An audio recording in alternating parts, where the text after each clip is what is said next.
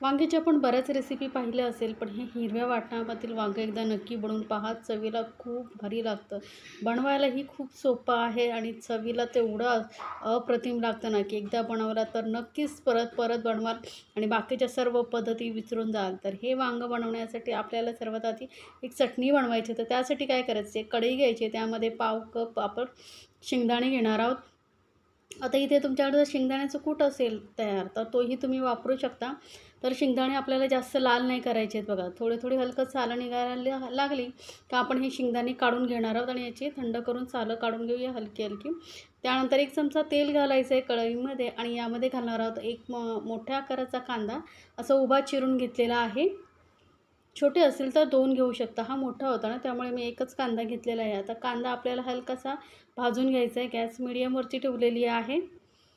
तर कांदा बघू शकता हलका-हलका भाजल्यानंतर गुलाबीसर झाल्यानंतर यामध्ये 5-6 लसणाच्या पाकळ्या घालायच्या आहेत. एक मोठा आल्याचा तुकडा घेतलेला आहे. इथे ना आपण सर्व साहित्य जे आहे ना ताजंच वापरणार आहोत, त्यामुळे वांग्याची टेस्ट खूप छान येते. तुमच्याकडे रेडीमेड आलं लसूण पेस्ट असेल तर वापरू शकता. 1 चमचा धणे घातलेला आहे. 1 चमचा जिरं घालायचं आहे, कारण आपण इथे धणे जिरे पावडर न घालता आपण हे असं भाजून घालणार आहोत, त्यामुळे मस्त टेस्ट येते वांग्यांना. आता हा कांदा भाजतोय तोपर्यंत आपण काय करूया, इथे ना मी घेतलेली आहेत वांगी, पाव किलो वांगी घेतलेली आहेत आणि अशी हिरवट अशी काट्यावाली वांगी असतात ना, ती घ्यायची, म्हणजे वांगी चवीला खूप छान लागतात. आता ही वांग्याचा जो काटेरीपणा आहे, वरचा अर्धा-अर्धा भाग मी काढून टाकणार आहे. कारण काटे असतात, तर ते काटे आपण काढून घ्यायचे आहेत आणि अर्धा देठही काढून टाकणार आहे. आणि याला वांगी मी धुवून घेतलेली आहेत बरं का, धुवून पुसून घेतलेली आहेत, म्हणजे आपल्याला परत याला पाण्यात घालायची गरज नाही, कारण आपण ही लगेचच भाजून घेणार आहोत. त्यामुळे बघा असं मध्ये चीर देऊन बघायची, म्हणजे आतमध्ये कीड वगैरे नाही आहे ना वांग्यामध्ये. हे देठाकडचा अर्धा-अर्धा भाग या पद्धतीने काढून घ्यायचा. तुम्हाला आवडत नसेल तर पूर्ण काढून टाकलात तरी चालेल. आणि हे कसे जे काटे असतात ना, ते असे शिजवल्यानंतर नरम होतात, पण आपण काढून टाकायचं, म्हणजे काही प्रॉब्लेम नको व्हायला पुढे. हे बघा ही वांगी अशी धुवून पुसून नंतर अशी कट करून घ्यायची. आता ही आपल्याला काही जास्त वेळ ठेवायची नाही, त्यामुळे मी यांना पाण्यात ठेवणार नाही आहे. लगेच आपण वळूया आपल्या गॅसकडे. तर गॅसवरती कांदाही बघा आपला मस्त असा भाजला गेलेला आहे. आता यामध्ये घालते मी सुकं खोबरं. तर पाव कप सुकं खोबरं घेतलेलं आहे. आता हेही सुकं खोबरं भाजायला काही जास्त वेळ लागत नाही, पटकन भाजलं जातं. त्यामुळे खोबरं घातल्यानंतर याला अजिबात सोडायचं नाही, पटापट मिक्स करत राहायचं. आता इथे मी बारीक काप करून घेतले आहे, तुम्ही किसूनही घालू शकता. आता कांदा आणि खोबरं भाजलं गेलेलं आहे, काढून घेऊया. आणि त्याच कढईमध्ये आपण परत 1 चमचा तेल घालणार आहोत आणि आपण जी वांगी कापून ठेवली होती ना, ती वांगी यामध्ये घालायची आहेत आणि ही वांगी आपल्याला भाजून घ्यायची आहेत. तोपर्यंत आपण अशी गॅसवरती ठेवायची भाजत आणि आपण जे वाटून घ्यायचं आहे ते वाटून घेऊया. तर मिक्सर जारमध्ये ही शेंगदाण्याची मी हलकी-हलकी सालं काढून घेतलेली, पूर्ण सालं काढलेली नाही आहेत.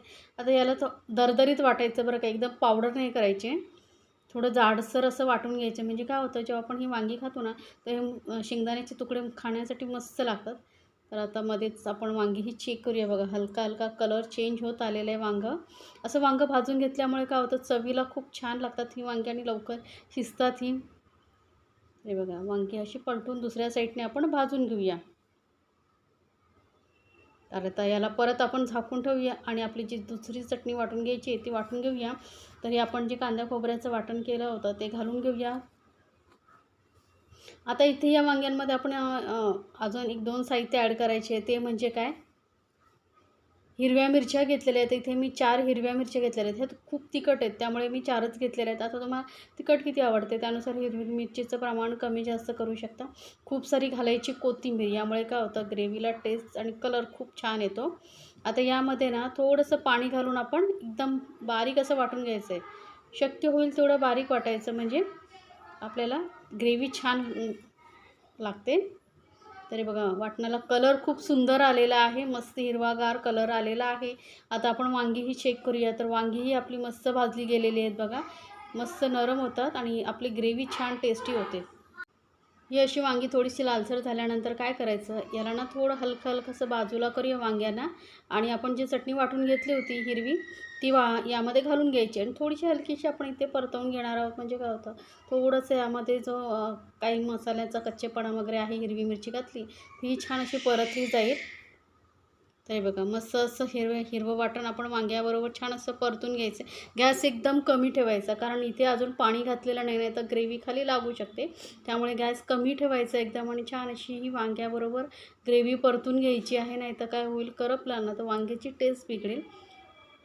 हे बघा आणि आता मी साईडला ना पाणी गरम करत ठेवलेलं आहे, कारण इथे आपल्याला एकदम गरम पाणी घालायचं आहे, थंड पाणी नाही. त्यामुळे काय होईल, नाही तर पाण्यात थंड घातला तर टेम्परेचर डाऊन होईल आणि वांगी शिजायला टाईम लागेल. तर पाणी चांगलं गरम होते तोपर्यंत आपण यामध्ये काही मसाले घालून घेऊया. तर इथे मी घातलेली आहे हळद आणि गरम मसाला. तर पाव चमचा गरम मसाला आणि हळद घातलेली आहे.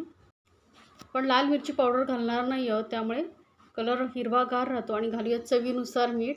आता तुम्हाला थोडंसं जास्त तिखट हवं असेल तर तुम्ही इथे थोडंसं लाल मिरची पावडरही घालू शकता. जो शेंगदाण्याची पावडर बनवून ठेवली होती तीही घालून घेऊया. मिक्स करून घ्यायचं आहे आता आपल्याला. हे बघा मस्त असं एक छान अशी वाफ येते, म्हणजे आपलं जे वाटण वगैरे आहे छान असं परतलं गेलेलं आहे तेलामध्ये. आता यामध्ये घालूया पाणी. तर इथे ना गरम पाणीच घालायचं आहे, लक्षात ठेवा, थंड पाणी घालायचं नाही.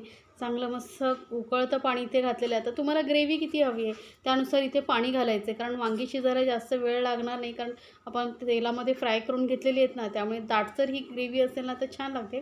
तर आता हे थोडंसं अजून मला पाणी कमी वाटतं तर मी थोडंसं पाणी अजून घालते आणि 5 ते 6 मिनटं आपण ही वांगी शिजवून घेणार आहोत. म्हणजे जो सर्व फ्लेवर आहे चटणीचा वगैरे तो छान असा वांग्यामध्ये उरेल.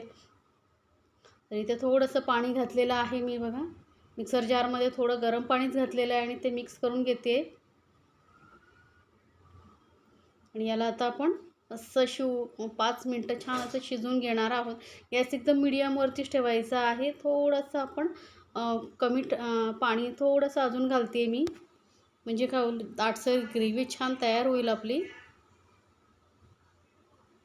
तर हे बघा मस्त असा हिरवा कलर आलेला आणि चवीला खरंच खूप भारी लागते ही वांग्यांची ग्रेव्ही. आता याला झाकून आपण एकदम मीडियम गॅसवरती 5 ते 6 मिनटं छान असं शिजवून घेऊया. त्या 5-6 मिनटामध्ये बघायचं, जर वांगं तुम्हाला व्यवस्थित शिजलेलं वाटतं तर मग तुम्ही गॅस बंद करू शकता. नाही तुम्हाला असं वाटतं थोडं कच्चं आहे तर शिजवू शकता. पण वांगी तळून छान फ्राय करून घेतल्यामुळे पटकन शिजतात, जास्त वेळ लागत नाही. 5-6 मिनटामध्ये वांगी आपली शिजून झालेली आहेत आणि ग्रेव्हीही बघू शकता दाटसर झालेली आहे, कारण यामध्ये आपण शेंगदाण्याचं कूट वगैरे घातलेलं आहे ना. तर गॅस बंद करून आपण ही गरम गरम अशी ही वांगे हिरव्या वाटणामधलं वांगं भाताबरोबर किंवा पोळीबरोबर खाऊया, मस्त लागतं. एकदा नक्की बनवून पहा आणि मला सांगायचं आहे बरं का तुम्हाला ही रेसिपी कशी वाटली.